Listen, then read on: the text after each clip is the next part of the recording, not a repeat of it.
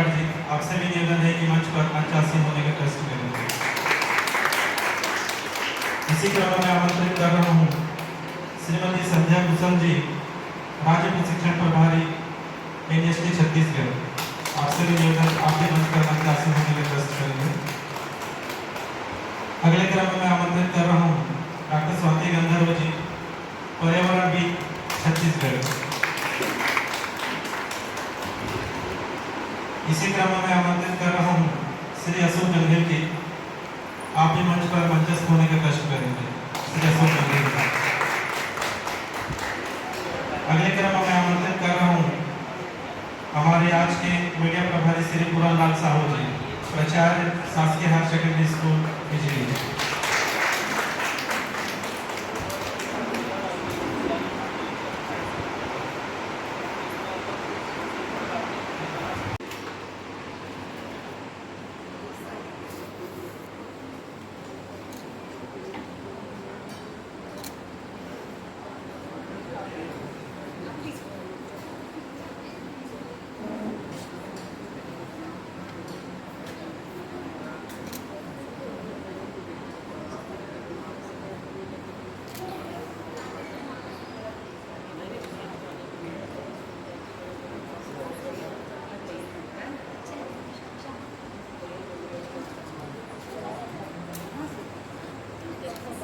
दीपः ज्योति परम ज्योति, दीप ज्योति जनार्दन, दीपो हरतु मे पापं, दीपं ज्योति नमस्तुते।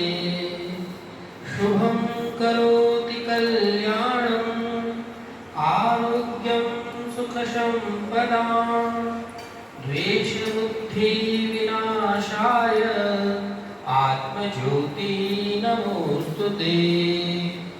आत्मज्योति प्रदीप्ताय ब्रह्मज्योति नमोस्तुते।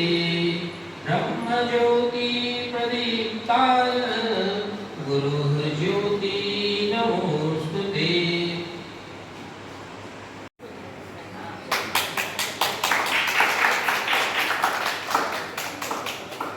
इसके बाद विज्ञान की प्रयोग प्रदर्शनी के लिए जिन विज्ञान संचारों का नाम चयनित था वे अपनी प्रिपरेशन रेडी रखेंगे। अगले क्रम में मैं आमंत्रित कर रहा हूं आज के अध्यक्षता कर रहे श्री अभिषेक शुक्ला जी, प्रकृति शिक्षण विज्ञान यात्रा छत्तीसगढ़। आपके स्वागत के लिए मैं हमारे विज्ञान संचालक श्रीमती अंजलि मौर्य, जिला बोर्ड, आपसे भी निवेदन है कि आज के हमारे मुख्य अध्यक्षता कर रहे कार्यक्रम के अभिषेक शुक्ला जी का स्वागत हार्दिक अभिनंदन करने का कष्ट करें।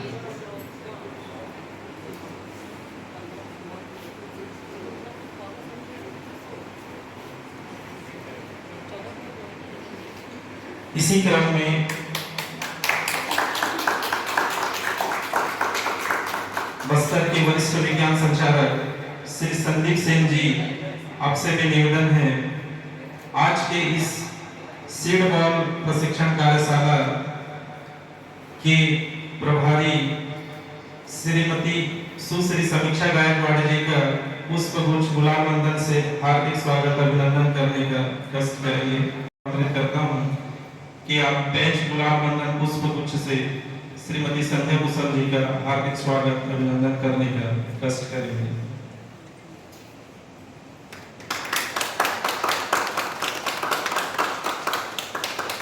अगले क्रम में हमारे जिला कोंडागांव के विज्ञान संचालक श्री प्रमोद कुमार साहू जी, आपसे भी निवेदन है आज के हमारे विशेष अतिथि डॉक्टर स्वाति गंधर्व जी का, जो पर्यावरणविद छत्तीसगढ़ से हैं, आप पुष्पगुच्छ बैच वंदन लगा करके डॉक्टर स्वाति गंधर्व जी का हार्दिक स्वागत अभिनंदन करेंगे। श्री प्रमोद कुमार साहू जी,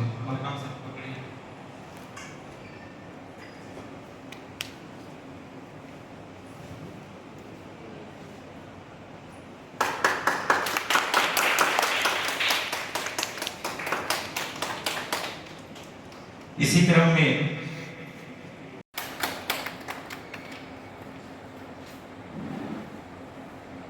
कर्म यन्न बंधाय सा विद्याया विमुक्तये। हम सभी यह सूक्ति अक्सर पढ़ते सुनते हैं, सा विद्याया विमुक्तये। वह विद्या है जो मुक्ति की ओर ले जाती है, और जो हम ग्रहण करते हैं वो क्या है। इसीलिए इस उक्ति का पूरा लाइन हमको सुनना चाहिए। तत्कर्म यन्न बंधाय सा विद्याया विमुक्तये आया साया परम कर्म अन्यान्येन शिल्प नैपुण्यः। असली विद्या वह है जो हमें मुक्ति की ओर ले जाती है, इस समस्त सृष्टि से जोड़ देती है। और बाकी जो हम काम करते हैं वो केवल हाथ की कलाकारी है, केवल शब्दों की चतुराई है। इसीलिए हमें केवल विज्ञान के ज्ञान को, अपनी दिमागी कौशल को बढ़ाने या चार लोगों के बीच में ये बताने में एमएससी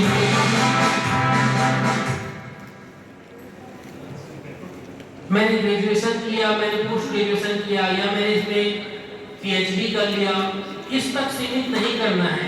हमें अपने ज्ञान को प्रकृति की सुरक्षा के लिए, प्रकृति के और सुहाने के लिए हम कैसे उपयोग कर सकते हैं, यह सही विद्या का रूप है।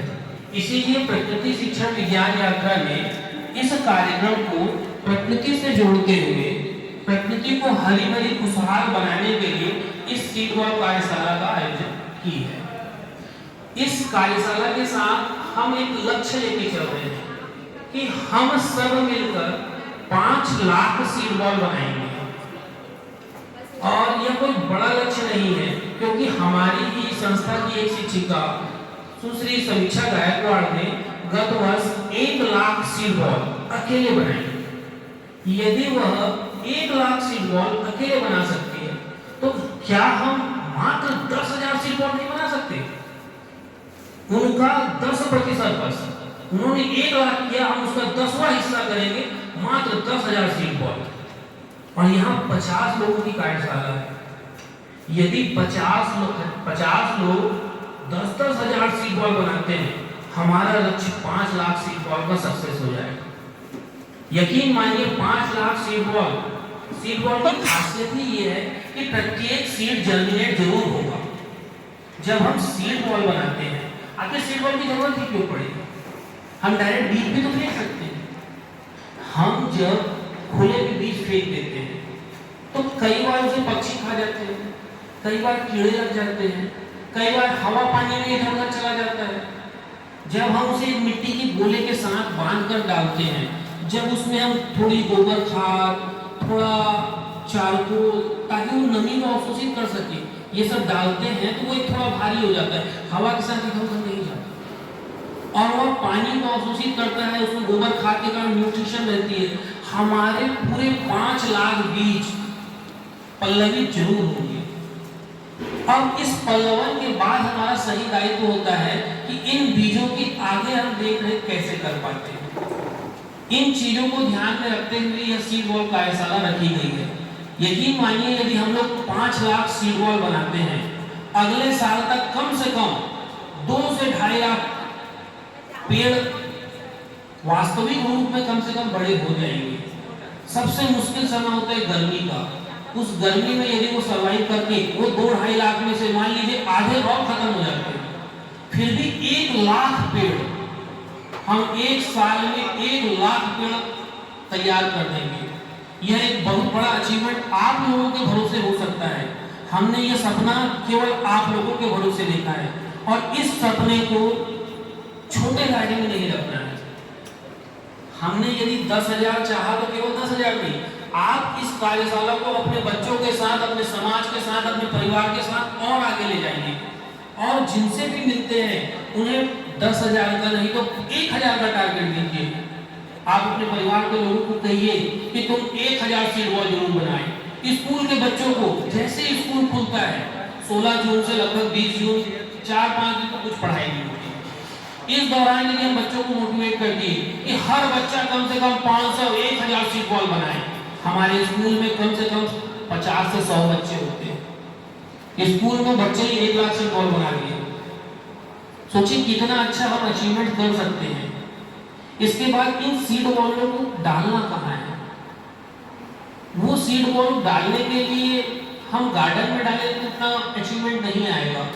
हमें ये देखना है कि ऐसी नमी वाली जगह हो जहाँ पे उसे लंबे समय तक नमी पानी की आपूर्ति हो सके। तो कहीं यदि नदी तालाब के आसपास का क्षेत्र हो, कहीं सड़कों के किनारे जहाँ पानी के गड्ढे इकट्ठे होते हुए पोखर हो, उन जगहों पे डालें तो यकीन मानिए ये 5 लाख सीड बॉल का लक्ष्य कोई बहुत बड़ा नहीं है। आप और मैं मिलकर इसको आसानी से कर सकते हैं। चलिए अब हम सीड बॉल के इतिहास के बारे में छोटी सी बात करते हैं। हमें ऐसा लगता है, मैंने जब यहाँ पे सीड बॉल के बारे में चर्चा करने के लिए सोचा तो मैंने YouTube में देखा। जनरली हम लोग रिसर्च करते हैं तो YouTube में ही करते हैं। YouTube के अलावा हमारे पास ज़्यादा रिसर्च नहीं, पढ़ने वाला काम कम ही है। YouTube में कहीं सीड बॉल के इतिहास के बारे में जिक्र ही नहीं। फिर आजकल का जो नया ट्रेंड है जिसमें हम रिसर्च करने का काम करते हैं तो वो है AI। मैंने AI में डाला कि सीड बॉल का इतिहास क्या है। तब सीड बॉल के इतिहास में पता चला कि सीड बॉल हमारे भारत का नहीं है। सीड बॉल की तकनीक जापान से आई। लगभग 500 ईस्वी में जापान में कोई किसान था, वो ये देखता था कि जब भी हम बीज डालते हैं, कभी पक्षी खा जाते हैं, कभी हवा पानी में चले जाते हैं, तो उन्होंने मिट्टी के गोले को बनाकर उसमें बीजों को डालना चालू किया। उसे क्यूशी कोंडा नाम दिया गया। मैंने कुछ लिख के रखा है,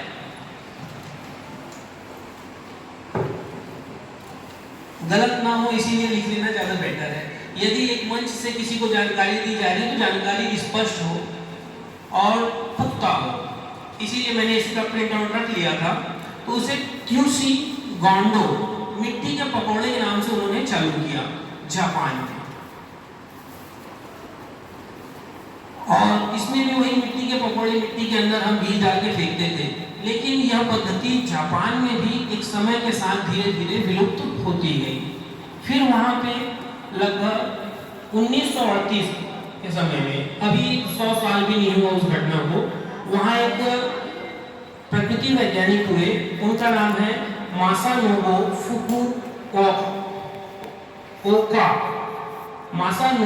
फुकुओका। इन्होंने इसे सीड बॉल तकनीक को फिर से आगे बढ़ाया, जिसके कारण आज ये पूरे विश्व में, खासकर अफ्रीका के जैसे देशों में यह बहुत ही ज़्यादा प्रचलित हो रही है, जिसमें हम खाद, मिट्टी और कुछ ऐसे पदार्थ जो नमी को जल्दी अवशोषित करें, उनके साथ हम बीजों को डालते हैं। और आज यह पद्धति लगभग सब जगह फेमस हो गई। तो मेरी टोटल बातों का असर क्या हुआ? ये सीड बॉल कहाँ से आया? नहीं, यही हमें पहचानना है। हमारी जड़ें बहुत ज्यादा अंदर तक गई है, हम अपनी भारतीय संस्कृति को नहीं पहचान पाए। आपने कभी चरक का नाम सुना है? तो यहाँ भारत में 500 ईस्वी से भी 700 साल पहले चरक संहिता में इस चीज का उल्लेख मिलता है। भारत में चरक संहिता में ये बताया गया है कि यदि हम बीजों को गोबर के साथ गोला बनाकर फेंकें तो वह जल्दी जर्मिनेट होता है। तो हमारे चरक संहिता में जापान से 700 साल पहले भी इस चीज का उल्लेख है, लेकिन हम कहीं ना कहीं अपनी जड़ों को खोते जा रहे हैं। हमें उन्हीं जड़ों को फिर से अपनाना है ताकि हम इसमें कुछ नया कर पाए। तो हम कभी भी ये ना सोचें कि हम जापान की टेक्निक से सीड बॉल बना रहे हैं, हम अपने सीड बॉल अपनी भारतीय तकनीक से ही बना रहे हैं।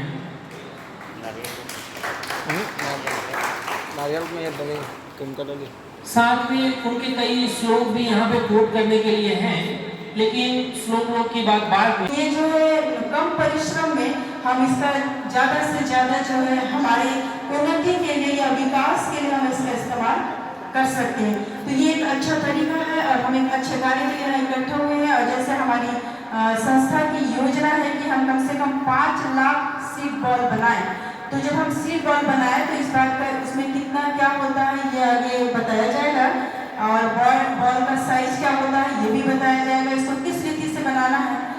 पिछले दिनों जो है कोरोना काल में मैंने जो है ये सीड बॉल को बनाया था, जब हमारे पास ऑर्डर आया था कि स्कूल के अंदर में कोरोना है लेकिन स्कूल के बाहर में नहीं है, तो मैंने बच्चों को इकट्ठा करके मैंने उस समय सीड बॉल बनाया था।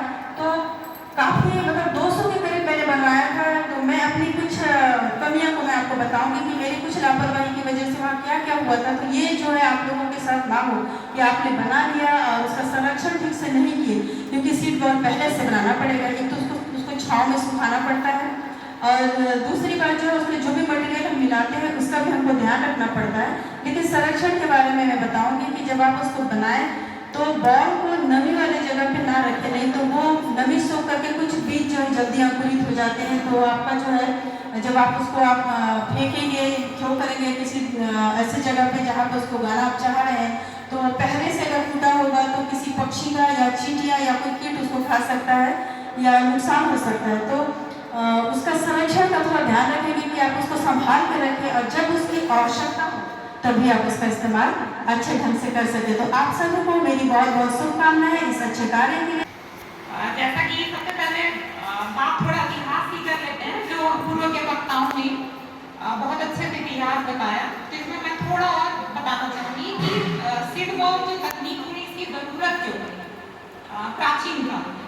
तो जैसा कि मैं हमने बताया कि प्राचीन काल में मिस्र में जो नील नदी में बाढ़ आई उसके बाद वहाँ पर ये तकनीक इस्तेमाल हुई। कुछ इतिहासकारों की बात सुने तो उनका कहना है कि उत्तर अमेरिका के जो कुछ मूल निवासी हैं उनके द्वारा भी ये तकनीक अपनाई गई थी। इसके बाद सन 1930 से 70 के बीच जो जापान के एक कृषक और दार्शनिक हुए मासानोबु फुकुओका, उन्होंने इस तकनीक का फिर से इजाद किया। मैं कहूँगी अब उन्हें जरूरत क्यों पड़ी, क्योंकि इस समय द्वितीय विश्व युद्ध का समय था। तो द्वितीय विश्व युद्ध के समय सैनिकों के लिए भोजन की आवश्यकता है, और जैसा हम छत्तीसगढ़ के लोगों को भोजन पसंद है, जापान में भी सुशी खाई जाती है। आप लोगों ने शायद सुना भी होगा, सुशी अर्थात चावल का इस्तेमाल करके बनाया जाता है। तो वहाँ चावल के उत्पादन के लिए समस्या थी। अब वो शुकोकू नामक एक पहाड़ी में अपनी प्रयोगशाला में थे। तब उन्होंने, अब चूंकि वहाँ पहाड़ी क्षेत्र था, दुर्गम रास्ते थे जहाँ पर पौधरोपण करना पॉसिबल नहीं, तो उसके लिए फिर उन्होंने ये तकनीक अपनाई कि हम इसको उन्होंने नाम दिया तुस्ची टांगो, जिसको बाद में लिंडा टांगो करके नाम दिया गया। अगर इसकी इंग्लिश में बात करें तो इसे अर्थबम कहा गया। तो इस तरह जहाँ पर ये जो तकनीक है वो लोकप्रिय हुई। उसके बाद 1973 में जो न्यूयॉर्क में ग्रीन गोरिल्ला आंदोलन हुआ, उसमें भी सीड बॉल का मैं कहूँगी कि अपनाया गया। अब बात करते हैं कि वापस चलते हैं कि हमारे स्कूल कि मेरे स्कूल में मुझे क्यों अचानक से ये सूझा कि हम ये सीड बॉल बनाएं और 1 लाख सीड बॉल बनाएं। एक्चुअल में वहाँ शुरुआत से जब से मेरी पोस्टिंग हुई थी, विज्ञान के प्रति मेरा थोड़ा खासा रुझान था, तो मैं इस तरह गतिविधियाँ वगैरह आयोजित करते रहती थी ताकि बच्चों में विज्ञान के प्रति उत्साह रहे, उनका रुझान बढ़े।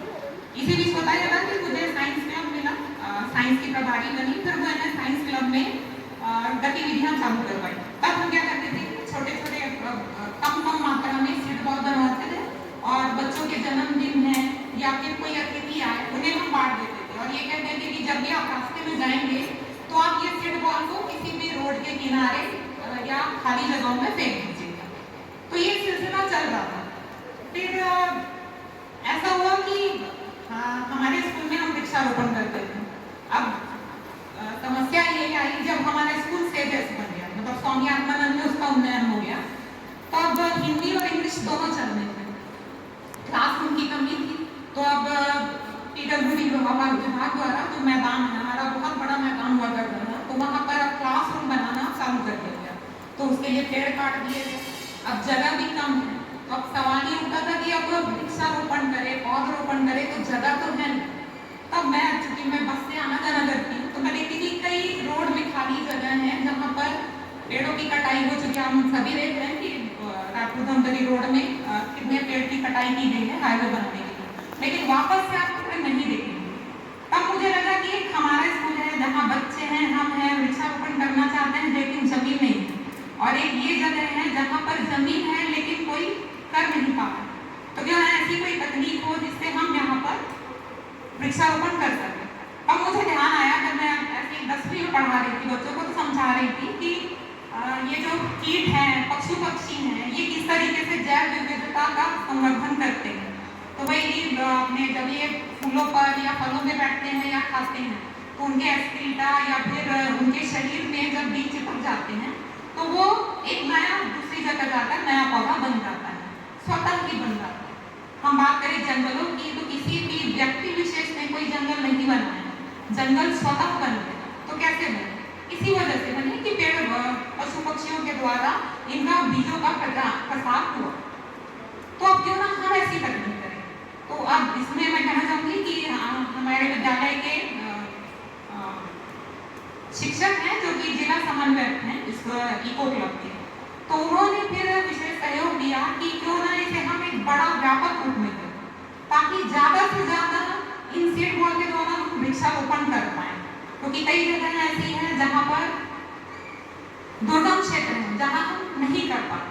तब ये हमने स्टार्ट किया ये योजना। अब योजना तो बन गई, अब टारगेट बहुत बड़ा लिया। मतलब एक स्कूल के हिसाब से अगर सोचे, और उस समय जब मैक्सिमम जब मैं बात कर रही थी तो कई शिक्षक ये बोलते थे सीड बॉल क्या होता है, या आम लोगों को भी उतनी जानकारी नहीं थी। तब हमने ये शुरुआत की। अब 1 लाख बनाना था तो इसके लिए मैंने पहले बच्चों को, सबसे मेन हमारे बच्चे ही इसके मुख्य सूत्रधार थे, बच्चों को मोटिवेट करना और सीड बॉल बनाना। ये काफी एक लंबी जर्नी रही। समस्या ये भी कि हम जैसे हाई स्कूल में, तो यहाँ पर जितने भी हाई स्कूल के टीचर्स होंगे वो इस बात से बिल्कुल रिलेट कर पाएंगे कि हाई स्कूल के टीचरों को पहला टारगेट रहता है कोर्स कंप्लीट करना है, फिर उनका सब्जेक्ट में 100% रिजल्ट आना है। इसके लिए हम पूरी मेहनत करते हैं, पूरा एक्स्ट्रा क्लास भी लेते हैं। अब सीड बॉल बनाना है तो मैंने साइंस क्लब और इको क्लब के बच्चों को मैंने ये योजना बताई। अब सवाल ये था कि समय की कमी, चूंकि हमारा school Hindi medium morning shift में रहता है और इंग्लिश मीडियम डे शिफ्ट में, मैं हिंदी मीडियम में रखाता हूँ। तो मेरे जो बच्चे हैं वो सुबह 11:30 बजे तक की उनकी क्लास रहती है। फिर अब ये मैंने कहा कि कौन बच्चे स्वेच्छा से रुक सकते हैं, डेली आपको आधा से 1 घंटा देना है। मैं आप लोगों को बताना चाहूंगी कि 1 लाख हमने 1 हफ्ते में पूरा नहीं किया, इसके लिए हमको 6 महीने लगे। हमने लगभग 6 से कुछ कम महीने, 4-5 महीने हमने जुलाई में इसको स्टार्ट किया था और सितंबर में ये हमारा पूर्ण हो पाया। तो इस बीच जो समस्याएं, पहला तो ये आपका, सबसे पहले आपको निरुत्साही नहीं होना चाहिए, क्योंकि एक लंबे समय में जैसे हम कोई कार्य को चालू करते हैं, शुरुआत में मुझे बेहद उत्साह रहता है, उमंग रहता है कि हाँ इसको करेंगे, लेकिन जैसे जैसे समय बीतता है हम खुद उत्पन्न हो जाते हैं। हम में जब ऐसा होता है तो बच्चों में तो होना नहीं है। तो बच्चों को मोटिवेट रखना एक बहुत बड़ा, मैं कहूँगी कि एक चुनौती थी मेरे लिए, फिर भी हमने किया उसे। और इसमें मैंने ये कहा था कि कोई भी बच्चा जबरदस्ती कोई नहीं करेगा, सबकी स्वेच्छा है, जिसकी स्वेच्छा है वही करेगा। अगर एक दिन आपको 50 सीड बॉल बनाना है तो आप 50 सीड बॉल बनाकर जाइए, अगर आपको 100 बनाना है, 150 बनाना है, वो बनाकर जाइए। सारे बच्चों ने स्वेच्छा से किया। स्कूल की छुट्टी के बाद सभी रुकते थे, मैं भी रुकती थी। हमारा वो ऐसा था कि 11:30 को छुट्टी हो रही तो मैं रिकॉर्ड में था कि मैं 1-1:30 बजे ही स्कूल से निकल गई। पूरा टाइम हम लोग सीड बॉल बनाते, क्योंकि बच्चे अगर चले भी जाएं उसकी काउंटिंग करना, उसको अलग से उसका स्टोरेज करना, ये भी एक काम रहता है। तो धीरे धीरे ये चीज़ें चालू हुई, नए बच्चे जुड़ते गए, पुराने बच्चे हटते गए। कभी कभी ऐसा भी आप लोगों ने महसूस किया होगा, क्योंकि यहाँ पर जितने भी शिक्षक हैं सभी सक्रिय हैं। मैं कहूँगी ऐसा कोई शिक्षक नहीं होगा जिसने अपने स्कूल में कोई एक्स्ट्रा करिकुलम एक्टिविटी ना कराई। तो आप सभी इस समस्या से शायद कभी ना कभी तो रूबरू हुए होंगे कि एक नकारात्मकता भी मिलती है, हमें भी मिली। कभी तो ऐसा हुआ कि उपहास भी उड़ाया गया, माटी का गोला बना, तो ऐसा कई मिलता है ना। मैं ये भी कहूँगी कि किसी का कोई दोष नहीं होता, सबकी विचारधारा होती है, हमें सपोर्ट भी मिला। सकारात्मकता भी मिली, थोड़ी बहुत नकारात्मकता मिली, लेकिन आगे जाके सब अच्छा हुआ। मैं कहूँगी कि अगर एक शिक्षक हैं आप, तो नकारात्मकता आपको मजबूत बनाती है और सकारात्मकता आपको विस्तार देती है, और इसी के सम्मिश्रण से ही एक शिक्षक अपने बच्चों को आगे बढ़ा पाता है। अब बात करते हैं कि सीड बॉल के समय जो मैडम ने जैसे बताया, जो उन्होंने जो समस्या बताई गई कि नमी हो जाना, ये भी एक समस्या है। एक और बड़ी समस्या सामने आई वो ये थी, जब हमने सीड बॉल बनाना चालू किया, जब बड़ा टारगेट लिया, तो ये हुआ कि सीड बॉल जब हमने बनाकर हम स्टोर कर देते थे, बाद में देखा गया कि वो फटने लग गए, सारे सीड बॉल ऑटोमेटिक टूटने लगे, बीज बाहर आने लगे। तो अब इतने सारे बन चुके हैं और उसके बाद अब ये टूट रहा है, ऑटोमेटिक फट रहा है, तो कैसे चलेगा? क्योंकि टारगेट तो बड़ा था, अभी हमको वो नहीं करना था, फेंकना नहीं था। फिर मैंने कई शिक्षकों से बात की और उसके बाद रिसर्च किया। तब मुझे ये जापान की जो टेक्निक है कि इनको मजबूती देने के लिए कपास को हम मिट्टी में मिलाते हैं, तब जाके हमने कपास को मिलाना चालू किया। सीड बॉल जैसे कि आप लोगों को मालूम है, मिट्टी, खाद और बीज और इस पानी का मिश्रण बोला जाता है। लेकिन अगर आप सही में चाहते हैं कि सीड बॉल लंबे समय तक रहे, तो आपको उस मिट्टी में थोड़ा मात्रा में कपास भी मिलाना पड़ेगा, तभी वो मजबूत रहता है। उसके बाद समस्या आई बीज की। हम बच्चों को बोलते थे कि आप लोग जो भी गांव से आते हैं बच्चे, वो सड़कों में जो भी आपको बीज मिलेगा, तो आप लोग जितना हो सके कलेक्ट करके लाइए। तो बीज बहुत थोड़े थोड़े, कोई 6-7 ला रहे हैं, कोई 10-20 ला रहे हैं, कुछ नहीं भी ला रहे हैं, क्योंकि हाई स्कूल में समस्या होती है। अगर आप छोटे बच्चों की बात करें तो उनको, जैसे कि स्वाति गंधर्व मैम से बात हो रही थी कल मेरी, कि मैंने कहा कि मैम सीड बॉल करूँ, नहीं है आपके पास होगा तो ले आई। तो मैम बोली कि मेरे यहाँ बच्चे इंटरेस्टेड रहते हैं, मैं बोलूँगी और वो बना दें, और बिल्कुल वो बना के लाए हैं।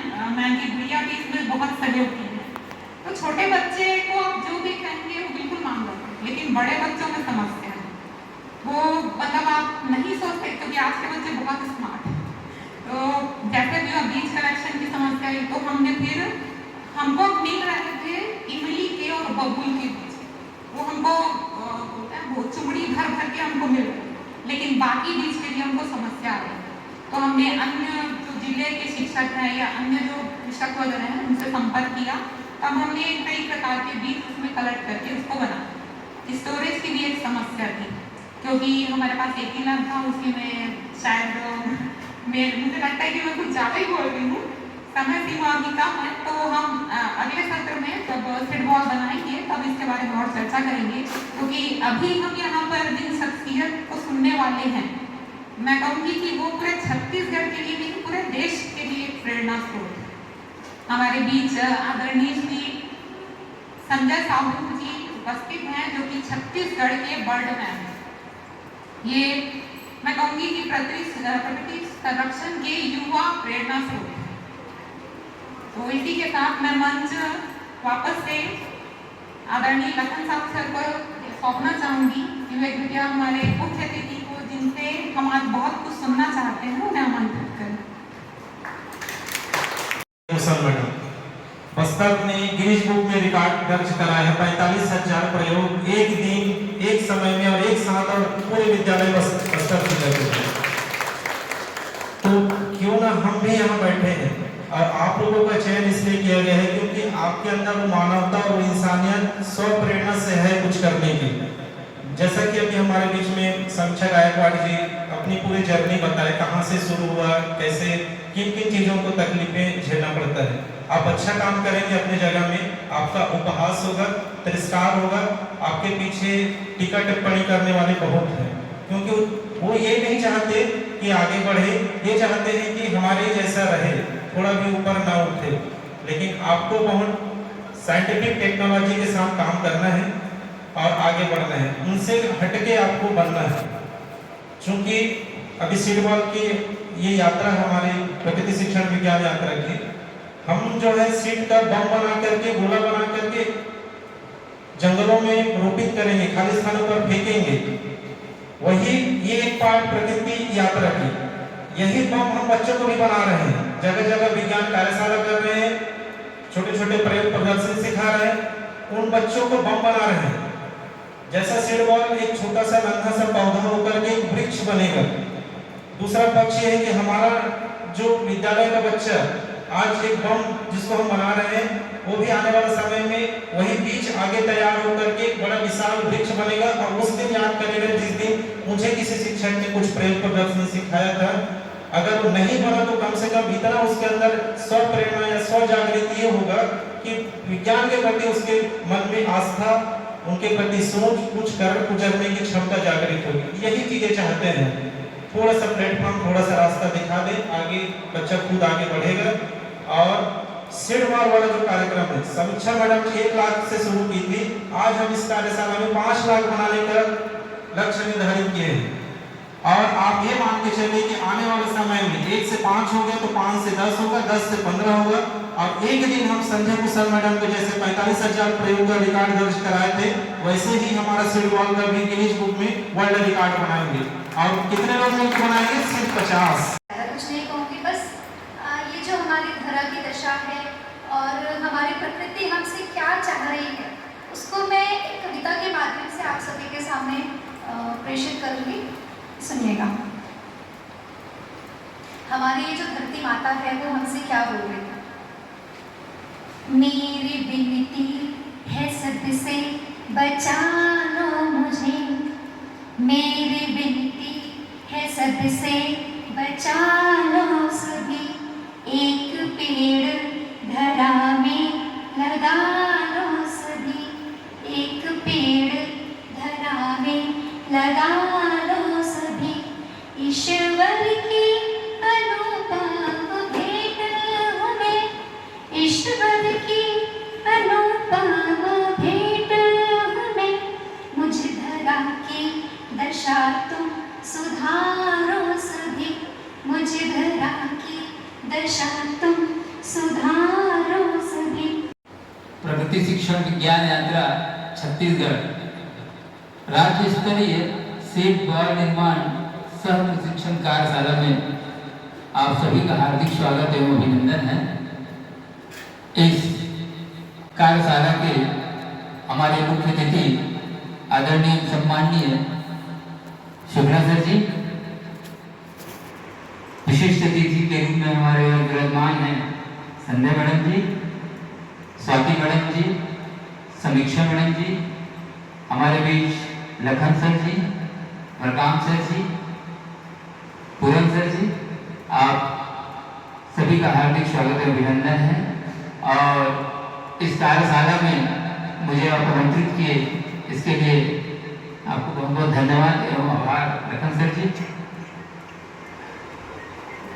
मैं सर्वप्रथम समीक्षा मैडम को बहुत बहुत बधाई देना चाहूँगा मैडम इस सीड बॉल के लिए कि उन्होंने 1 लाख सीड बॉल का निर्माण किया है।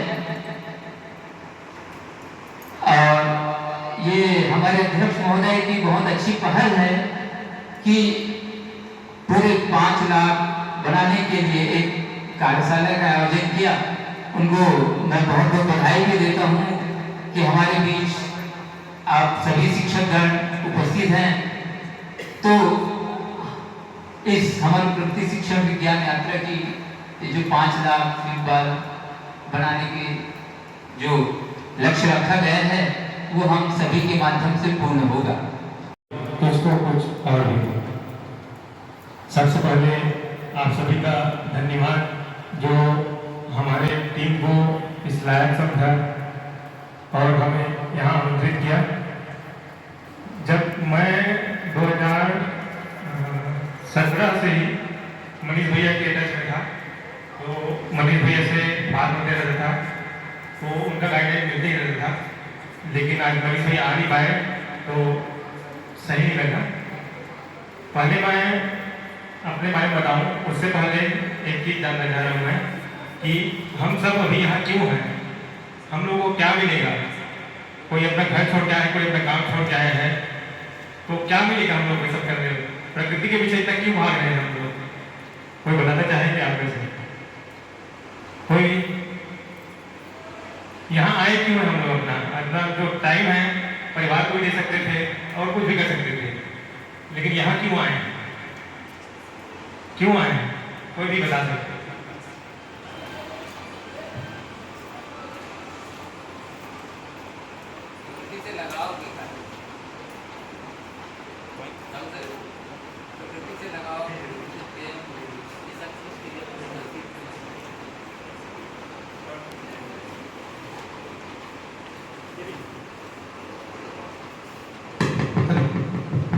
जी बिल्कुल।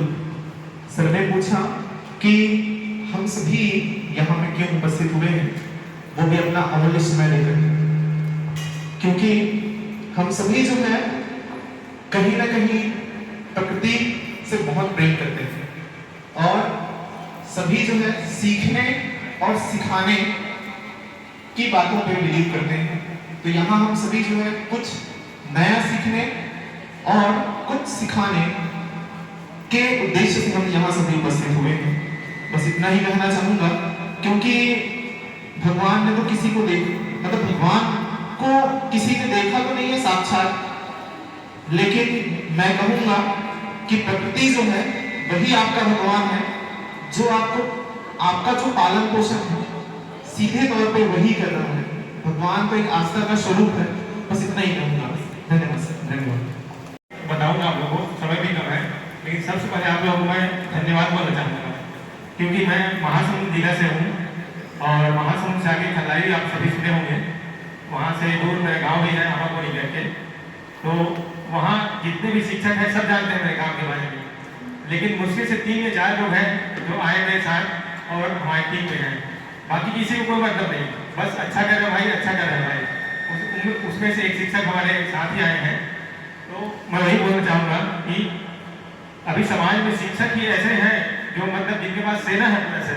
आप लोग पास बच्चे हैं, सब हैं। मैं तो स्वास्थ्य विभाग से हूँ, तो उतना मतलब नहीं कर सकता मैं लोगों को अपने पास, लेकिन आप लोगों के पास बच्चे हैं तो आप बच्चों को सिखाओगे तभी जाकर वो आगे आएंगे। और एक कड़वा सत्ताधार हूँ मैं जिस गाँव से हूँ, मतलब उतना दिन से काम कर रहा हूँ, लेकिन मेरे पास ना खाली 5 या 6 बच्चे हैं जो मेरे साथ जो है काम अभी तक कर रहे हैं। उनको गांव वाले बोलते हैं उनको क्या मिलेगा, उसके साथ भी जाता है, वो तो अपना नाम कमाना है, ये है वो है, बहुत लोग करते हैं, लेकिन ऐसा कुछ नहीं है। नए बच्चों को जोड़ने की भी कोशिश की, लेकिन सब 2 दिन आए चले गए। तो मैं हमेशा शिक्षक आज आया ना तो बहुत ही अच्छा लगा कि आज जैसे शिक्षक अगर मतलब एक स्कूल से एक शिक्षक भी ऐसे आएगा ना तो पूरा धरती स्वर्ग बन जाएगा। और मैं आपको अपना कहानी एकदम शॉर्ट में सुनाना चाहूँगा। मैं अपना बी फॉर्म भिलाई से किया, उसके बाद एम फॉर्म करने मैं पुणे चला गया, पुणे से एम फॉर्म किया। उसके बाद यहाँ ड्रग इंस्पेक्टर का जो एग्जाम हुआ उसको देख के मैं यहाँ पे आया, तो बहुत तैयारी किया, लेकिन कुछ नंबर से कम हो गया, तो फिर वापस पुणे चला गया। फिर पुणे गया, फिर मेरा PhD स्टार्ट हो गया वहाँ पे। उसके बाद फिर जस्ट यहाँ पे फार्मासिस्ट का कोर्स आया, तो उसमें ही डाल दिया था मैं फॉर्म को, अब जो हो दिखाया करके। लेकिन महासमुंद जिला में मैंने टॉप 2 में मेरा नाम आ गया, मेरा सिलेक्शन हो गया। मतलब प्रकृति माता की इच्छा ही था कि मैं पुणे से वापस नहीं जाता, मतलब 30 में वापस आया। तो फिर एक दिन मैं पहले बात कर रहा था, उससे खदारी में आया, तो जो कीना का सेट होता है ना, वहाँ पे चिड़िया अपना घोंसला बनाती थी, क्योंकि छुपा हुआ था तो अंडा कुछ गिरता था। लेकिन इससे पहले हमारे स्टाफ पे उतना ध्यान नहीं देते थे लोग। तो मैं पूछा कि ये क्या चीज़ है, कैसा है करके, तो बताया कि यहाँ तो चिड़िया कटना है, सीखी जाता है अक्सर, तो मतलब उतना नहीं करते। तो फिर मैं क्या किया, उसको अपने गांव में वापस फिर मैं तमोरा गाँव हमारे शिक्षक है, हमने उमेश भेजी। वो अक्सर नवरात्रि का जो कलश यूज होता है उसे संभाल के रखे थे, तो हम लोग ने उसको क्या किया, एक सेट दिया और चिड़िया का जा सके करके वैसा बनाया, प्रयोग किया। तो सबसे पहले उसको खल्लारी में गया, जहाँ वो पोस्टिंग है मेरा वहाँ पे, और गाँव में ही एक हमारे जो भाई अभी पुष्कर राणा उनके घर में गया। तो धीरे धीरे देखे कि चिड़िया उसमें आने लगी, तो फिर हमको अच्छा लगा कि हाँ चलो भाई उसकी अच्छा की करके। और शुरुआत की तो ये नहीं पता नहीं था कि चिड़िया घोंसला मतलब बनाती है, क्यों बनाती है, कुछ पता नहीं था हमको। पूरा अंदर भरने का काम कर रहे थे शुरू से, उसका नेट तो नहीं था, ना जेमनी और कुछ नहीं था, और कोई बताने वाला था कुछ नहीं था। तो धीरे धीरे समझ में आया कि चिड़िया कब घोंसला बनाती है, क्यों बनाती है, सब मतलब अच्छा से पूरा रिसर्च टाइप का हो गया हम लोगों का। तो अब इतना अच्छा बना लिया हम लोग गौरैया का जो घोंसला है उसको, कि और कुछ एक्स्ट्रा करने की जरूरत नहीं है उसको।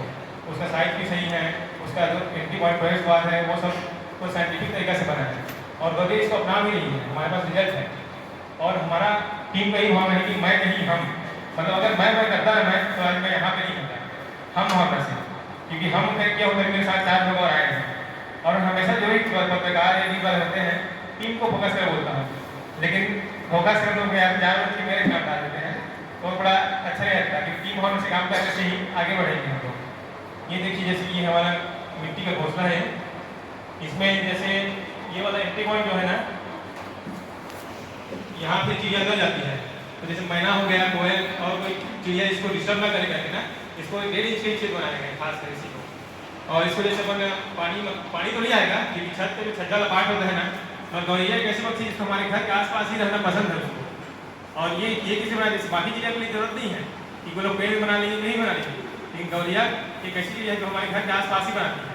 अगर पेड़ में बनाएंगे तो भी बहुत कम ही बनाती है, मतलब 99% ही अपने घर के आसपास ही बनाती है। जैसे फोटो फ्रेम में देखे होंगे आप लोग, अरे और ऐसा लगता था ऐसा फोटो उसमें उससे बनाता था। अपना खपरेल वाला घर हो गया, और जो दीवार में 6 छोड़ते थे पहले जमाने में, यहाँ जो बोलते हैं छतगढ़ी में, उसके नीचे बनाता था। लेकिन धीरे धीरे कम होते गया, यहाँ तक कि मेरे घर में खुद जब छत वाला घर बनाया ना, तो एक भी जगह नहीं था चिड़िया के लिए। तो धीरे धीरे सबको सब समझ में आया, तो अपन इसको कील में भी लटका सकते हैं, पीछे सदिया की कील के लिए यहाँ पे इसको तार से भी लटका सकते हैं, मतलब पूरा इसमें साइंटिफिक तरीका से ही बना है, ये डिजाइन किया गया है। तो मैं चाहूँगा कि आप सभी ऐसा अपने आसपास की कुम्हार से बनवाइए, और जरूरी कि हमारी टीम का नाम ले, अब अपने स्तर में काम कर सकते हैं, क्योंकि हमको नाम नहीं चाहिए, बस बसेरा में चिड़िया चाहिए। और जितने भी लोग हैं ना भारत में, कम से कम 20-25 राज्य हो गए जहाँ पर भेजते हैं, तो पहले हम नहीं बोलते हैं कि हम बिजनेस में नहीं है, तो नाम की भूखे हैं। हम सिर्फ ये बोलते हैं कि हम कुम्हार से संपर्क करो, हम उसको फोटो भेजते हैं, वीडियो भेजते हैं, फिर वो बनवाते हैं। अगर जो नहीं बना पाएगा उसको अपन रजिस्टर्ड पर्सन होता है इंजीनियर कोर्स का, उसके थ्रू भेजते हैं, और लोग मिल भी रहे हैं और अच्छा काम भी कर रहे हैं। तो हमारा यही मतलब निवेदन है कि आप सभी जुड़िए, अपने लेवल में कीजिए।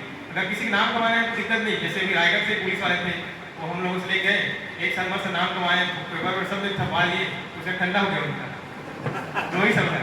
तो हमको नाम नहीं है, क्योंकि काम करो नाम पूर्ण हो जाएगा, और विश्वास भाव है। और मैं पूरा अपना श्रेय सबसे बहुत अच्छा लगता है, और बहुत कुछ सीख के जाते हैं हम यहाँ से। तो मैंने भी यहीं से कुछ सीखा हुआ है। ऐसा नहीं है कि मेरा ये जब मैं इन सबसे मिलती हूँ, महान महान शिक्षक यहाँ पर उपस्थित है, सभी अपने फील्ड पर बहुत अच्छा कार्य कर रहे हैं, तो बहुत कुछ सीख के ही जाते हैं हम यहाँ से। ऐसे छोटे छोटे प्रयोग जो हम स्कूल में कराते हैं, कुछ जल्दबाजी में ज़्यादा हो नहीं पाया, कुछ 3-4 प्रयोग में होकर आए।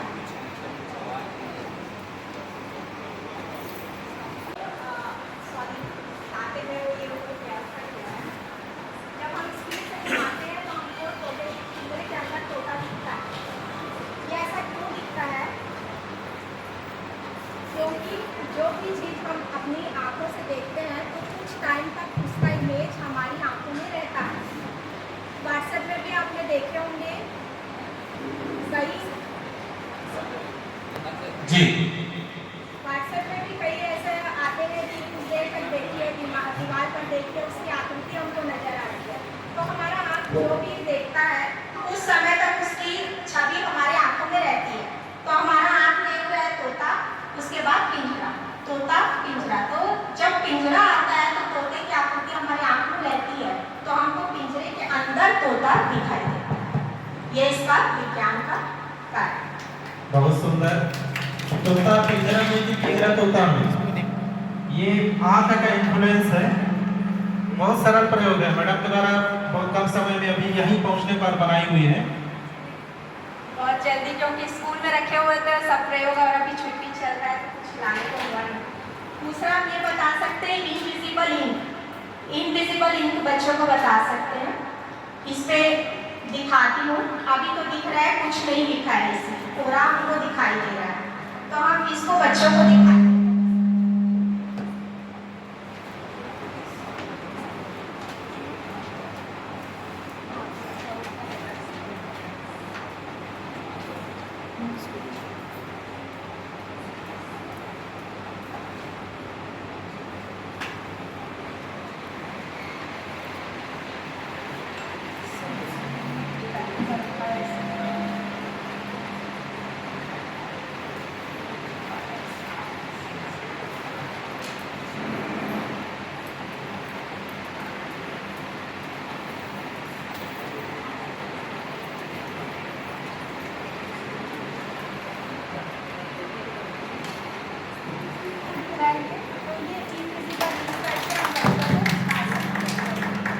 आपने शुरुआत में देखा था कागज पूरी कोरा था। कुछ नहीं है इसमें, सिर्फ मैंने इसको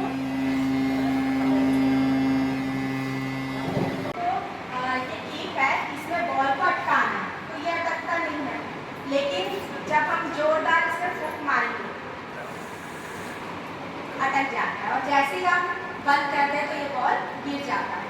तो ऐसा क्यों होता है? क्योंकि हम जानते हैं जब भी वायु की गति तीव्र होती है वहाँ वायु दाब कम हो जाता है, और बाहर का वायु दाब ज़्यादा होने के कारण वो बॉल को अटकाकर करता है। तो ये प्रयोग भी हम बच्चों को दिखा सकते हैं। बहुत ही सरल प्रयोग है ये सब। और एक प्रयोग में लाई हूँ विद्युत अपघटन। विद्युत अपघटन हम पढ़ा तो देते हैं बहुत, लेकिन करके दिखाने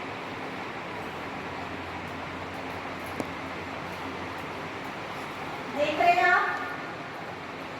सर ग्लास को ऊपर उठा रहे हैं, हाथ से ऊपर उठा दीजिए। पहले पानी सफ़ेद था, इसमें जैसे ही हमने ये इलेक्ट्रोड डाला तो यहाँ पर एक इलेक्ट्रोड जो कैथोड है, ऋणात्मक इलेक्ट्रोड है, इसमें गुलाबी रंग दिखाई दे रहा है। ये ऐसा क्यों हो रहा है? इस पानी में मैंने नमक मिलाया था, नमक का पानी है, और इंडिकेटर के लिए मैंने थोड़ा सा फिनोक्सिलिन डाला। तो वहाँ पर क्या होता है, जैसे ही हम विद्युत धारा प्रवाहित कर रहे हैं तो जो ऋणात्मक इलेक्ट्रोड है वहाँ से सोडियम हाइड्रोक्साइड बनता है, जो क्षारीय प्रवृत्ति की होती है। हाइड्रोजन गैस निकल रहा है, एक इलेक्ट्रोड पे हाइड्रोजन गैस और एक इलेक्ट्रोड पे क्लोरीन Cl2 निकल जाता है। तो निकलने के कारण वहाँ सोडियम हाइड्रोक्साइड बनता है, जिसकी प्रवृत्ति क्षारीय होती है, इसलिए वहाँ हमको गुलाबी रंग दिखाई देता है। तो ये भी बच्चों को बहुत ईजी से हम विद्युत अपघटन का दिखा सकते हैं। हम एरो को दिखा सकते हैं। ये एरो अभी इस ओर दिखाई दे रहा है। जैसे ही हम ग्लास के अंदर इस एरो को लाते, एरो हमको जो सीधे बैठे होंगे उनको दिख रहा होगा, एरो विपरीत दिशा में दिखाई देता है। ऊपर देखिए एरो अलग है, और अंदर जैसे ग्लास के अंदर से देखेंगे एरो विपरीत दिशा में दिखाई देता है।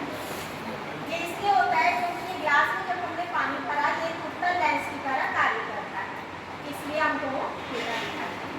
ये भी एक साधारण प्रयोग है। उसके बाद हमको उत्तल लेंस और अवतल लेंस से दिखाना होता है। तो उस प्रयोग के लिए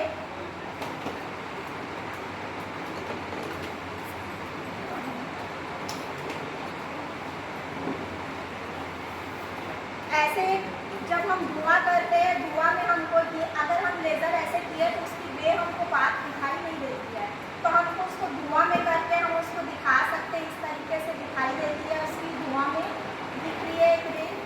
तो हम ऐसे धुआं करके चारों तरफ धूप जला के रख ले, या फिर धुआं को एक इसमें स्टोर कर ले, तो हमको उसकी बात दिखाई दे रही है। तो हमने इसमें धुआं को स्टोर कर लिया है। उसके बाद आप लेंस ले लीजिए, ये उत्तल लेंस है। उत्तल लेंस को अगर हम इसमें से रख के दिखाते हैं,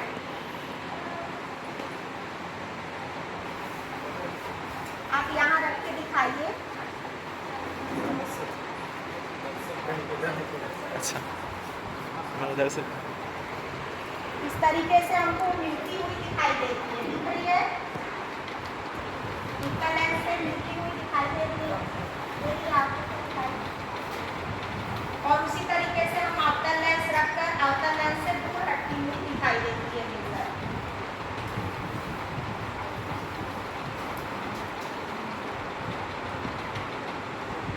वो मिल रही थी और ये दूर हटी। तो इस तरीके से हम दिखा सकते हैं। अभी जल्दबाजी में अच्छे से नहीं हो पाया है। इसको अगर हम टेप से एक साथ कर लें तो एक साथ अच्छे से ये सेटल हो जाता है, और ये सब रखने के लिए भी हम अच्छे से कुछ डिस्पोजल वगैरह में करके हम रख सकते हैं और अच्छे से दिखा सकते हैं बच्चों को। तो आज मेरा इतना ही हो पाया था। जादूगर आते हैं अब बोलते हैं कि यहाँ भूत है या प्रेत है, उसको दिखाने का कष्ट करते हैं, नारियल वगैरह ले लेते हैं। नारियल में बोलते हैं कि ये गंगा जल लाया हूँ और हिमालय से लाया हूँ इस गंगा जल को। इस गंगा जल को हम नारियल में डालते हैं, देखते हैं कि यहाँ भूत है कि नहीं है। इसमें थोड़ा समय लगेगा, तब तक हम आपको खुशी करने के लिए एक एक्टिविटी करते हैं। आप सभी से निवेदन है कि इस एक्टिविटी में ध्यान दीजिए। ध्यान तो तभी पकड़ पाओगे, नहीं तो नहीं पकड़ पाओगे।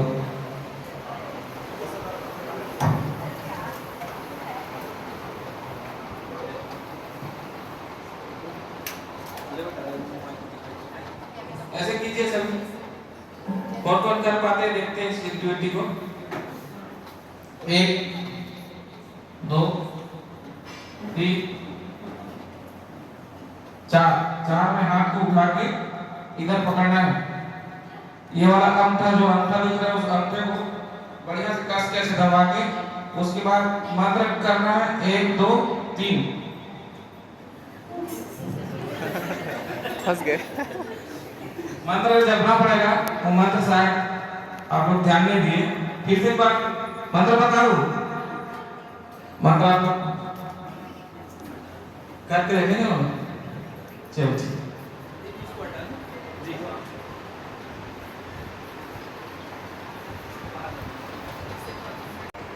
दो तीन मंत्र बोलिए। वो स्वाहा फट फट फट फट स्वाहा बोलिए, मंत्र बोलिए। मैडम का अंगूठा ठीक से नहीं लग रहा है। ओम फट फट स्वाहा 1 2 3।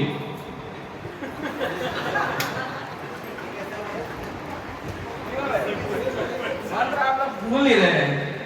1 2 3 4 में पकड़े। उस अंगूठे का हाथ ऐसे अंगूठा ऐसे दबाइए अंगूठा। उसके बाद 1 2 और जिसको मंत्र आ गया वो लोग पढ़ लो और 3।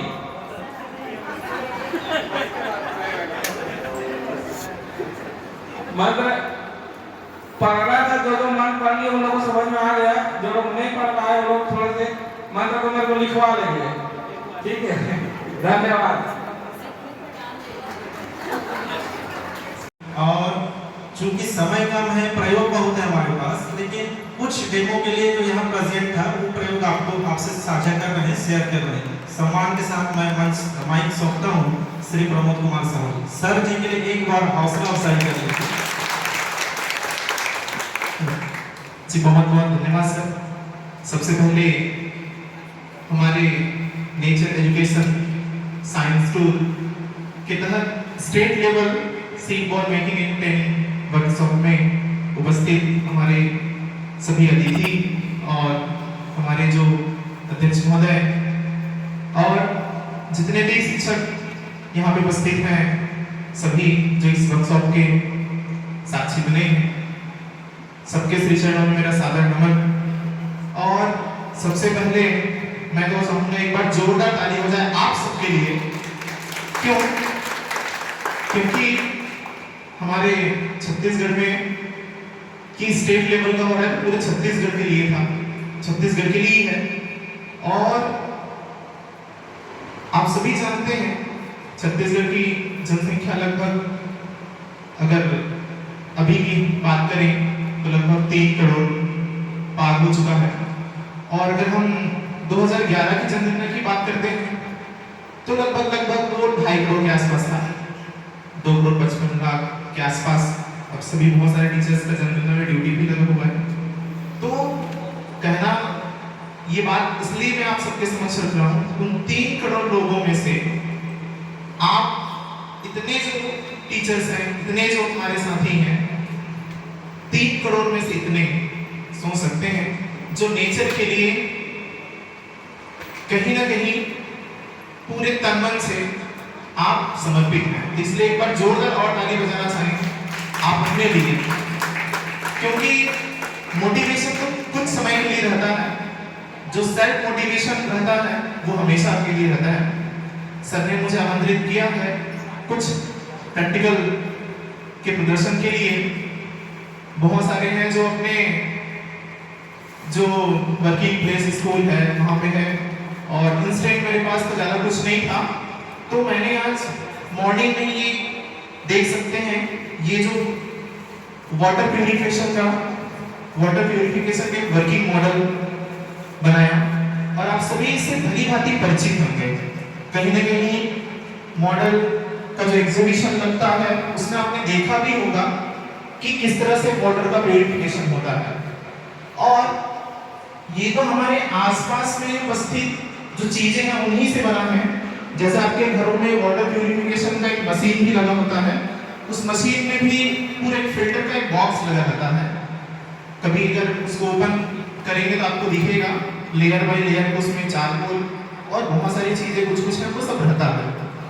तो यहाँ पे मैं आपको ये दिखाऊंगा कि कैसे वाटर जो है, आप सभी देख सकते हैं ये पूरा का पूरा पानी गंदा है, सबको दिख रहा होगा ये पूरा गंदा है।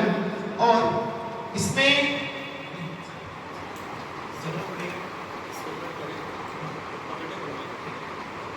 तो सबसे पहले तो आपको ये पानी दिख रहा है पूरा का पूरा गंदा दिख रहा है। अब जो इसमें हमने जो ये लेयर बाय लेयर एक जो मॉडल तैयार किया है, उसमें जब गंदा पानी इसमें से होकर के गुजरेगा तो ये पानी किस तरह से साफ दिखेगा वो आप पहले देखेंगे। उसके बाद बात करेंगे इसके लिए एक कॉन्सेप्ट का, ऐसा हो क्यों रहा है और ये जरूरी क्यों है। तो देख सकते हैं गंदा है और इसको हम इसमें पोर कर रहे हैं, इसमें डाल रहे हैं, कुछ समय लगेगा।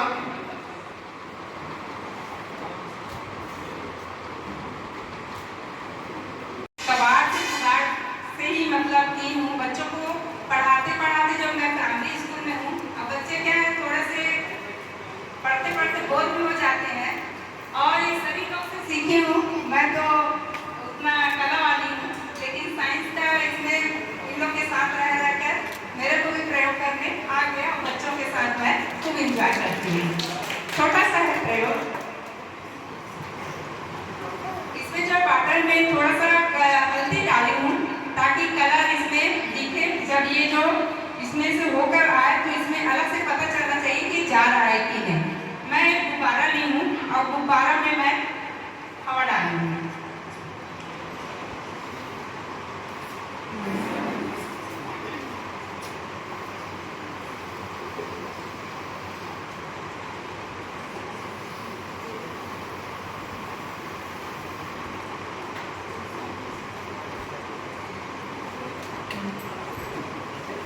और ये जो है ये वाटर के जो है इसमें जो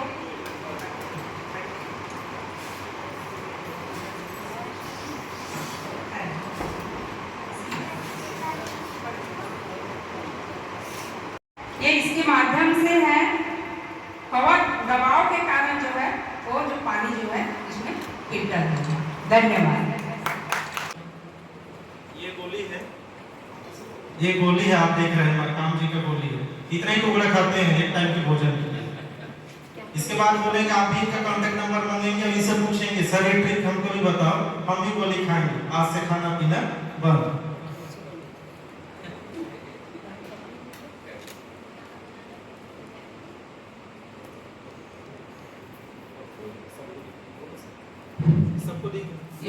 ये गोली जो है जल रहा है, हमने इसको माचिस से जलाया।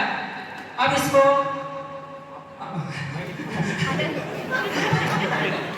चलो ठीक है, मैं इसको आपको सामने खाकर दिखाऊंगा। मैंने भी बहुत कोशिश की लेकिन आज तक मेरा हिम्मत नहीं हुआ और सर बड़े आसानी से खाते हैं।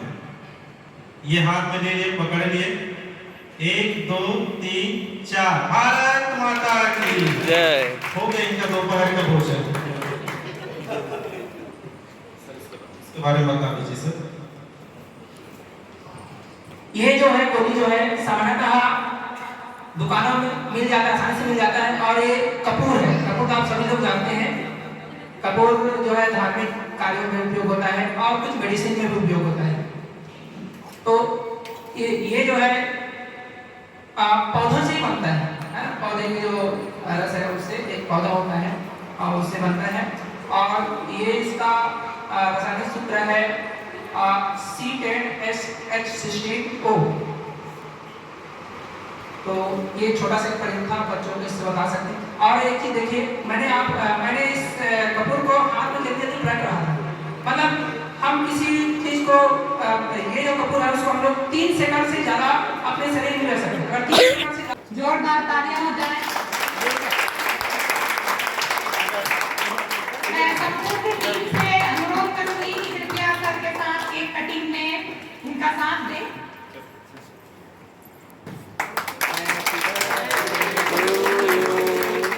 Happy birthday to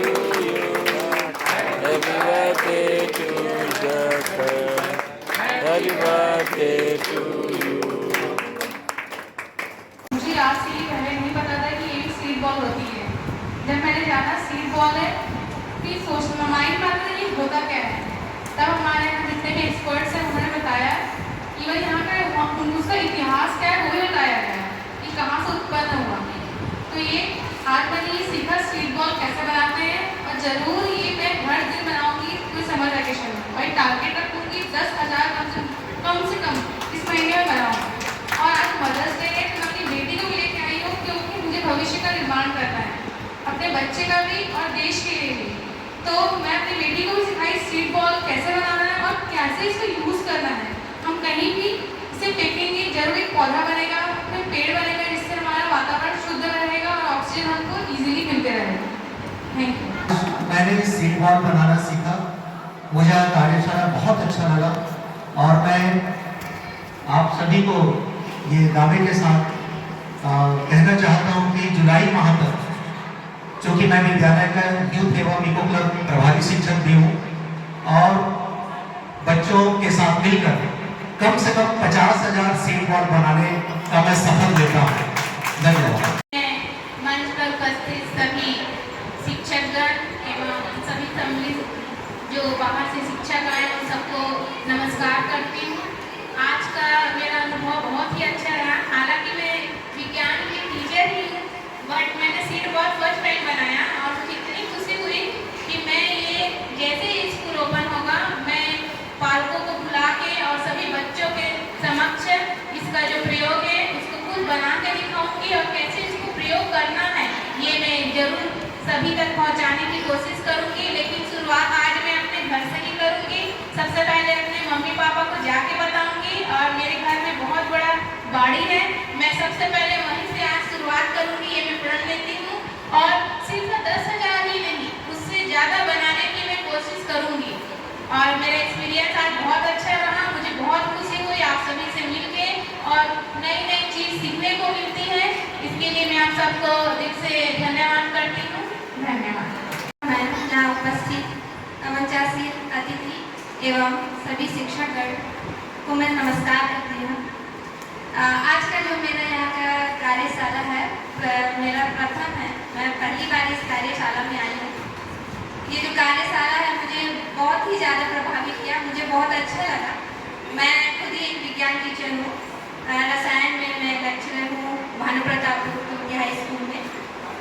ये जो कार्यशाला में मैं बहुत ज़्यादा एक्साइटेड हूँ और बहुत ज़्यादा इंस्पायर हुई हूँ। मुझे बहुत कुछ सीखने को मिला, आप लोग से मिली मैं, वो बहुत अच्छा लगा। और साथ ही आज जो हमें यहाँ कार्यशाला में सीड बॉल बनाना जो सिखाया गया उससे देखकर मैं बहुत ज़्यादा प्रभावित हुई हूँ। इतनी ज़्यादा प्रभावित हुई हूँ कि मैं बहुत ज़्यादा एक्साइटेड हूँ कि मैं कब जाऊँ स्कूल और मैं अपने बच्चों को ये सीड बॉल बनाना सिखाऊँ। मैंने बहुत अच्छे से प्रॉपरली स्टेप बाय स्टेप पूरी तरह से देखा, सीखा, बनाया भी। मैं धन्यवाद करना चाहूँगी मैडम को या सर को जिन्होंने हमें यहाँ सीड बॉल बनाना सिखाया। और स्पेशली मैं साहू सर से मिलकर बहुत ज़्यादा खुश हुई हूँ जिन्होंने पक्षियों के संरक्षण के लिए बहुत अच्छा कार्य किया। मैं आपको इंस्टाग्राम में भी फॉलो किया था, मैंने देखा था, आपने मेरी बेटी भी देखी थी। वो जब आपको देखी तो मतलब बोलने लगी उनको हमने देखा ना मम्मी इंस्टाग्राम में। बहुत अच्छा लगता है जब कोई इस तरह से प्रकृति के प्रति इतना प्रेम दिखाता है और कार्य करते हैं। मुझे बहुत खुशी होती है उनको देखकर। हम भी अब घर में जा कर के मेरी बेटी या हस्बैंड भी आए हैं और विजेश्वरी रावटे मेरे फैमिली मेम्बर हैं। मेरे हस्बैंड और दीदी भी बहुत ज़्यादा प्रकृति से लगाव है इनको देखकर मैं और हस्बैंड फैमिली घर पे भी करते हैं सब कार्य, पेड़ पौधे लगाना, प्रकृति से अटैचमेंट है हमारा।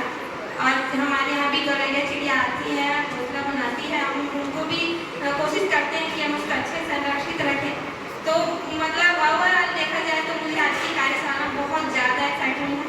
मैं यहाँ से कहना चाहूँगी कि स्कूल जाकर मैं जुलाई के अंतिम महीने तक 20 से 30 हज़ार तक सीड बॉल बनाने की पूरी कोशिश करूँगी। धन्यवाद सर। इन छोटे छोटे चीज़ों को बच्चों को प्रैक्टिकली के माध्यम से पहुँचाने का जो हमको इंस्पिरेशन मिलता है वो इन्हीं के द्वारा मिलता है। हमें ज़्यादातर हम थ्योरी पढ़ाते वो लोग जाते थ्योरी के थोड़ा सा हटके ये इनका कार्यक्रम अच्छा लगा। और आज का जो कार्यक्रम था सीडबाल निर्माण का वो तो और बेहतरीन था। सीडबाल पे हम लोग कभी कभी प्रयोग किया करते थे। बच्चों को मैं ये बताया करता था कि आपके गांव में शादी वगैरह का पार्टी होता है तो लोग डिस्पोजल में पानी पिलाते हैं और फेंक देते हैं उसको, वो पूरा सड़क की जमीन को खराब करता है। मैंने बच्चों को डिस्पोजल को उठाने के लिए प्रेरणा दिया और उसमें मिट्टी भर के एक एक बीज डालने के प्रयास किए। तो उसमें लगभग हम लोग 200-250 पौधे हमको मिल जाते हैं, उसको रोपित करते हैं। ये हमारा अच्छा प्रयास था। और चूँकि मैं किसान के घर से हूँ तो मुझे ऐसा लगा कि ये जो सीडबाल का प्रेरणा कहाँ से आए तो व्यक्तिगत इसको जोड़े हम देखें तो हमारा जो छत्तीसगढ़ है वो किसानों का गढ़ है, इसलिए धान का कटोरा है। और किसान क्या करते हैं कि अच्छा फसल उत्पादन आए इसलिए वो लोग लइहा मार देते हैं। लइहा का कॉन्सेप्ट मैं शायद सीडबाल को समझ पाया है कि लइहा में क्या है, वो धान को पहले भिगा देंगे तो वो थोड़ा सा बीज अंकुरित हो जाता है, उसके बाद उसको खेत में डाल देते हैं तो एक भी पौधा उसका खराब नहीं होता है। और मुझे ऐसा लग रहा है कि इस कॉन्सेप्ट के साथ हमारे एक भी जो हमने सीडबाल बनाया है वो भी खराब नहीं होगा और हमको एक सफल पौधा मिल पाएगा। प्रयास करेंगे सभी गाँव को भी जोड़ें, बच्चों को भी जोड़ें और ये इंटरेस्टिंग है। इन्हीं आशाओं के साथ मैं अपना वाणी को विराम देता हूँ। जय हिंद, जय भारत। बड़ा ही अपार प्रसन्नता हो रही है क्योंकि यहाँ पर समान विचार वाले मिलते हैं। जैसे हनुमान जी गए, लंका गए, विभीषण जी से मिले, दोनों एक ही भक्त हैं तो समान विचार वाले मिलते हैं। हमने अपने स्तर पर किया, 2 कदम प्रकृति कर रही थी, लेकिन आप लोगों के माध्यम से आज हमने देखा प्रकृति शिक्षण विज्ञान यात्रा छत्तीसगढ़ और राज्य स्तरीय सीडबाल निर्माण। कहने को तो एक छोटा सा काम है लेकिन लोग करते नहीं और बोलते हैं ना कि जिनके जो भरा नहीं है भावों से जिसमें बहती रफ्तार नहीं, जो भरा नहीं है भावों से जिसमें बहती रफ्तार नहीं, वो हृदय नहीं है पत्थर है जिसमें स्वदेश का अभियान है। प्रकृति ने हमको बहुत सारा संपत्ति दिया और वो भी निःशुल्क हवा पानी जो हमने कोरोना काल में समझा और जाना, लेकिन आज प्रकृति की चिंता किसी को नहीं है। और आप लोगों ने बहुत अच्छा विचार बनाया, इसके लिए मैं आपकी टीम को हृदय से धन्यवाद देता हूँ। और आप लोगों के माध्यम से बोलते ना कि स्तर बाय स्तर कड़ी बाय कड़ी जुड़ते जाता है तो हम आगे बढ़ते जाते हैं। हम लोगों ने भी प्रकृति संरक्षण के तहत कार्य करते हैं लेकिन हमारा क्षेत्र छोटा है। जिस तरह से आप लोगों का व्यापक और धीरे धीरे कड़ी जुड़ रही है वैसे हमारे स्तर में भी हमने अपना प्रयास किया और उत्तर से दक्षिण और पश्चिम से अभी पूरब की तरफ हमारे पूर्वी राज्य सातों बहने की तरफ हमारा बसेरा भी नहीं पहुंचा है। और आप देखेंगे कि जिस तरह से हमारे छोटे भाई संजय साहू कहते ना कि जिनका हृदय पवित्र होता है वही है, बाकी लोगों को सोचने की कोई मतलब नहीं है। प्रकृति जाए और प्रकृति को बचाकर ही रखना हम सबका उद्देश्य है क्योंकि एक मनुष्य के पीछे कई पेड़ों की हमको आवश्यकता है। अगर वन नहीं है तो हम नहीं है। और बड़ा ही अच्छा ये प्रयास और हमको अच्छा लगा कि आप लोगों ने हमको आमंत्रित किया, हमारी टीम को आमंत्रित किया। अब हम लोग सोचते थे कि ये सीडबाल बहुत अच्छा प्रयास है, इसके माध्यम से बच्चे भी इंटरेस्ट लेंगे और हमारा प्रकृति बढ़ेगा। वैसे समय के अभाव के कारण बोलना तो बहुत सारा है लेकिन समय को देखते हुए अपने वाणी को विराम देना चाहूँगा। आपका स्वागत भी है। इसको जो है ये दूसरा अवसर है प्रकृति शिक्षण संस्थान की ओर से जो इस तरह से कार्यक्रम आयोजित हो। उसको जो है मैं थोड़ा से प्रशिक्षण के बारे में बताना चाहूँगा। उससे पहले एक बताना चाहूँगा हमने भी प्रैक्टिस किया था एक में ऑर्गेनाइजेशन को कुछ इस तरह से प्रकृति या फिर एग्रीकल्चर या फिर बोले सीडबॉल के संबंध में कुछ अनुभव नहीं था, लेकिन हम प्रधान संस्था है, आप सब उनसे परिचित होंगे, उसको जो है जो एग्रीकल्चर में काम करते उनसे एक अनुभव लिया था क्योंकि हम यहाँ पे एग्री पायलट करके प्रोजेक्ट चल रहा था जो AI बेस होते हैं इसको जो है ना। आज का तो AI का जमाना आ गया इसको, तो AI बेस है तो एक निकल के आया हुआ था गवर्नमेंट से कि कुछ आप लोग ऐसा कुछ सीड बॉल से संबंधित कुछ एक्टिविटी क्यों नहीं करते आप। तो लास्ट टाइम हमने किए थे लगभग 15,000 सीड बॉल बनाए हुए थे उसके लिए।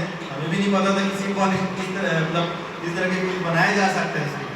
लेकिन जब बनाने के बाद में जब हम कम्युनिटी में दिए और कम्युनिटी हमसे मतलब उसको देख के बहुत प्रेरित हुए उसको दिए और उसको देख के फिर 11 जो आसपास के जो हमारे ग्राम पंचायत के जो सरपंच हैं या फिर जो समूह के जो लोग हैं, खासकर महिलाएं ज़्यादा इन्वॉल्व हुए थे उसके लिए। तो वहाँ के जो सरपंच हैं या फिर जो दीदियाँ जो हैं समूह के, वो प्रेरित होकर फिर वो सीड बॉल बनाए और वो डिस्ट्रीब्यूट किए अपने गाँव में। वो जहाँ जहाँ पे जैसे खुले में जो थे वो फेंके, उसको बाद में जो तो धीरे धीरे पौधे का निर्माण हो उसको दिए। तो ये बिल्कुल सही समय है जो सीड बॉल इस तरह से जो कार्यक्रम रखे हुए हैं और बिल्कुल ही निश्चित उसका परिणाम आएगा क्योंकि हमने देखे ला करके देखे हैं इसके लिए। यहाँ पर उपस्थित होकर के हम सभी लोगों ने सीड बॉल क्या है, इसकी इतिहास क्या है, इसका निर्माण कैसे किया जाता है, इसके बारे में विस्तार पूर्वक जाना। वास्तविक में हम प्रकृति के इतने करीब हैं कि प्रकृति को छोड़ करके हम अपना जीवन जीना सफल नहीं पाएंगे। और प्रत्येक इंसान को प्रकृति से लगाव होना चाहिए। मैं सीड बॉल के बारे में गत वर्ष समीक्षा मैडम जो है, क्योंकि हम लोग एक ही विकास खंड और एक ही जिला में पदस्थ है, समीक्षा मैडम के द्वारा पिछले सत्र 1 लाख जो सीड बॉल उनके मार्गदर्शन में जो बनाए गए थे, उनके जो प्राचार्य थे संजय का सर, एक दिन मेरे को लेकर के गए थे कि सर आप आइएगा। इत्तेफाक से जिस दिन मैं गया उस दिन मैडम कहीं छुट्टी में थी नहीं थी, लेकिन मैंने उस दिन देखा और मैं भी संकल्प लिया कि आने वाले समय में जब कभी मेरे को अवसर मिला तो मैं निश्चित ही सीड बॉल कार्यक्रम को मैं भी बनाने का प्रयास करूँगा। मैं आमंत्रित कर रहा हूँ श्रीमती गीतांजलि साहू, विज्ञान संचालक, शासकीय उच्चतर माध्यमिक विद्यालय कोटियाडीह, ब्लॉक धमतरी, जिला धमतरी।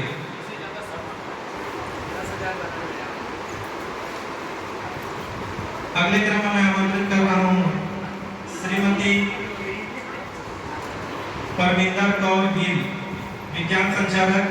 ये घर बैठे हैं, ये दोनों पूरा टेक्निकल डिपार्टमेंट संभालते हैं, प्रोजेक्टर से लेकर के पूरा सुई से लेकर के तलवार तक की चीजें, कब कैसे होना है, क्या चीजें चलना है, ये दोनों का बहुत मेहनत रहता है। मैं सम्मान के साथ आमंत्रित कर रहा हूँ हमारे परम सम्मानित जी। और इनके बारे में मैं बताना चाहूँगा, एक बालक है, पेशे से कृषक हैं, लेकिन अपने बच्चे के लिए जुड़े हुए हैं और इतनी तत्परता से जुड़े हुए हैं कि हमसे ज़्यादा काम करते हैं। आप देखे होंगे ग्रुप में 1 बजे रात को 1:30 बजे रात को जब भी याद करते हैं तब मैसेज करते हैं, मतलब हर चीज का अपडेट देने का काम इन्हीं का रहता है। ऐसे महानुभाव को प्रकृति शिक्षण विज्ञान यात्रा हमेशा ऐसे अभिभावक हम कृतज्ञता ज्ञापित करते हैं। किसान को जिला कांकेर सादर आमंत्रित है सर।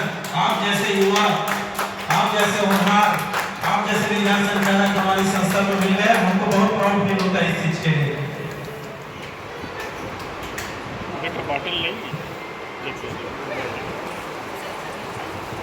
Thank you.